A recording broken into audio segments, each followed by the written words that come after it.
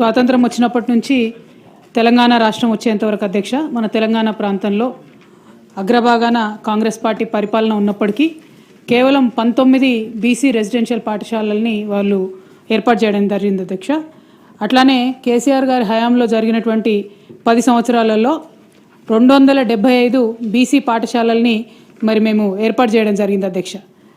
అయితే డిగ్రీ కళాశాలల అధ్యక్ష గురుకుల రెసిడెన్షియల్ డిగ్రీ కళాశాలలు కూడా అంతకుముందు ఎన్నడూ లేవు అధ్యక్ష తెలంగాణ ఏర్పాటు కన్నా ముందు. ఇప్పుడు తెలంగాణ ఏర్పడిన తర్వాత 31 బీసీ డిగ్రీ కళాశాలను ప్రత్యేకంగా ఏర్పాటు చేయడం జరిగింది అధ్యక్ష. అట్లానే అగ్రికల్చర్ డిగ్రీ కాలేజెస్ ప్రత్యేకంగా బీసీల కోసము అంతకుముందు ఎన్నడూ లేకపోతే కేసీఆర్ గారి హయాంలో 2 కళాశాలను సపరేట్గా ఏర్పాటు చేయడం జరిగింది అధ్యక్ష. అట్లానే అధ్యక్ష ఫీ రియంబర్స్మెంట్ కూడా గత 10 సంవత్సరాలలో ఈ ప్రభుత్వం రాకముందు 14,000 కోట్ల రూపాయలు బీసీ బిడ్డల కోసం ఫీ రియంబర్స్మెంట్ చేయడం జరిగింది అధ్యక్ష. దీంతో 15 లక్షల మంది విద్యార్థులకు లబ్ధి జరిగింది అధ్యక్ష. నేతన్నలకు ఇప్పటివరకు డిస్కషన్ అయింది అధ్యక్ష. 1,200 కోట్ల రూపాయలను మేము 10 సంవత్సరాల్లో ఇచ్చుకోగలిగినాం. అట్లానే యాదవులకు 5,000 కోట్లు, గౌడన్నలకు 67,000 మందికి అధ్యక్ష మనము పెన్షన్ రూపంలో 2,016 రూపాయలు పెన్షన్ రూపంలో ఇచ్చుకోవడం జరిగింది అధ్యక్ష.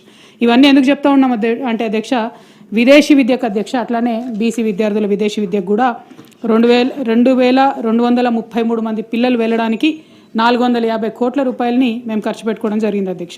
అంటే యావరేజ్గా మీరు చూసినట్టయితే కేసీఆర్ గారి హయాంలో ప్రతి సంవత్సరం 27 బీసీ గురుకులాలను మేము ఏర్పాటు చేసినాం అధ్యక్ష. వీరు అధికారంలోకి వచ్చి సంవత్సర కాలం అయింది. ఇంకా కొత్తగా ఏమన్నా గురుకులాలు ఏర్పాటు చేస్తారా అనేటటువంటి ప్రశ్నకు లేదు అని సమాధానం రావడం, అట్లానే ఏర్పాటు చేసేటటువంటి ఆలోచన కానీ కనీసం దాంట్లో ఇంప్రూవ్మెంట్ చేసేటటువంటి ఆలోచన కానీ లేకపోవడం నిజంగా దారుణం అధ్యక్ష. దాంతోపాటు గురుకులాల యొక్క క్వాలిటీ పడిపోవడం కూడా మనం చూస్తూ ఉన్నాం అధ్యక్ష. రోజు ఫుడ్ పాయిజనింగ్కి సంబంధించినటువంటి అంశాలు రావడం, అట్లానే కంప్లీట్గా ఈ విదేశీ విద్యకు సంబంధించి మొత్తం పెండింగ్ ఉండడం. గత సంవత్సర కాలంలో అనేకమైన బిల్లులు ఇచ్చినారు అధ్యక్ష. వాళ్ళు 10,000 కోట్ల రూపాయలు దాదాపుగా పెద్ద పెద్ద కాంట్రాక్టర్లకు బిల్లులు ఇచ్చినామని వాళ్ళే పేపర్లలో అడ్వర్టైజ్మెంట్లు వేసుకున్నారు అధ్యక్ష.